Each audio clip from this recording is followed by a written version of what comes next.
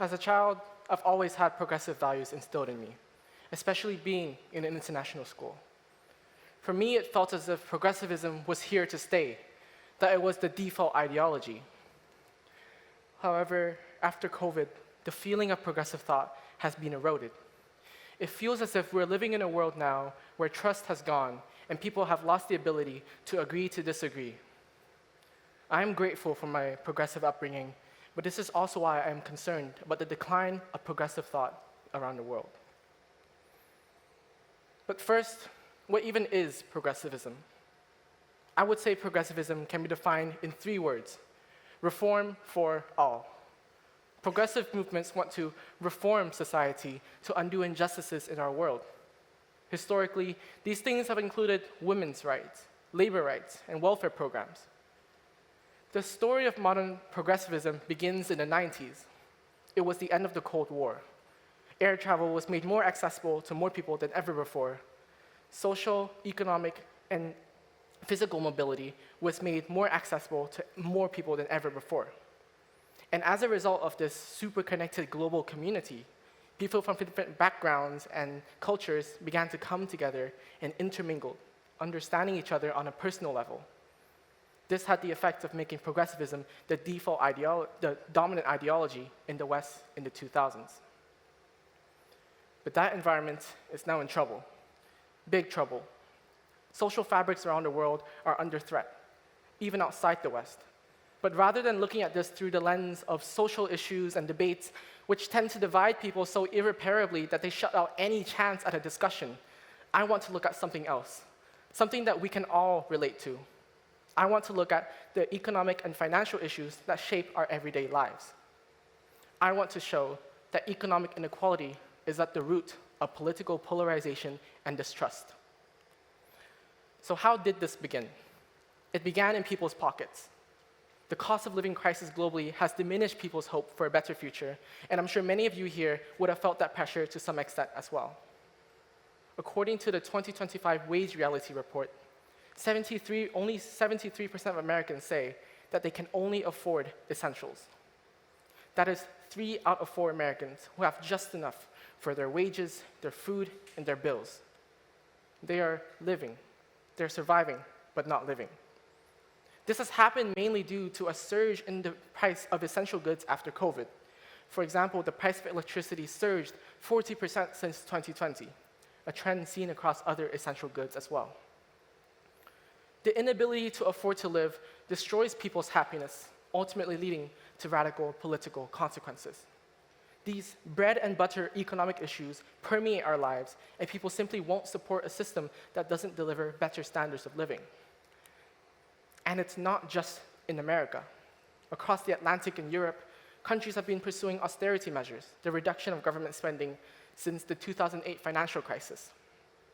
Estimates suggest that European austerity has left the average person 3,000 euros worse off, disproportionately impacting low-income populations, hence widening inequality. And inequality globally was accelerated by COVID. Around the world, job structures and local economies fundamentally changed, and many have still not recovered. Millions of people saw their lives uprooted without warning, their wages gone, their prices higher, and the feeling of being left behind by society, the feeling of being stuck in the past when everyone else has moved on, quickly turns to resentment. The poorest communities in the world are usually the most radical. But of course, not everyone became worse off. How many new billionaires do you think emerged in the first 2 years of COVID? Just 2 years. The number is 573, 1 every 30 hours. In 10 EU countries right now, the richest 10% hold more than 50% of their nation's wealth. These include major countries like France, Germany, and Italy. This top-heavy concentration of wealth is even worse in Britain, where the top 50 richest families own more than half of the nation's wealth. And I'm not here to talk about whether billionaires are positive for society, but the optics of this are objectively horrible. Vast inequality creates a rift in society, a society where someone's reality is shaped by their socioeconomic class. As I've said before, the most radical communities are the ones that have been left behind by society, the poorest, the least educated, and the most angry. And add all these things together, and you lose trust in your society. And trust has fallen. In 2025, only 34% of Americans say that most people can be trusted. In the UK, 74% of Brits feel like the system is rigged to serve the rich and influential. So this is where we get to the present political climate, where people begin to look for alternatives because they feel like they can't sit around and wait anymore. New rising anti-establishment movements have topped opinion polls in Europe, across Europe. They have topped opinion polls in countries like the UK, France, and Germany. And some have even entered government, such as in Italy, Austria, Hungary, and even Finland. They gain traction among the communities left behind by society's quick pace of growth, victims of inequality. And whether or not you agree or disagree with this kind of politics, one thing is true. This threatens progressive institutions. But why do we care about progressive institutions? Why do we care about progressive norms, laws, and customs? In fact, if the majority of the population feel discontent, should their opinion not matter more?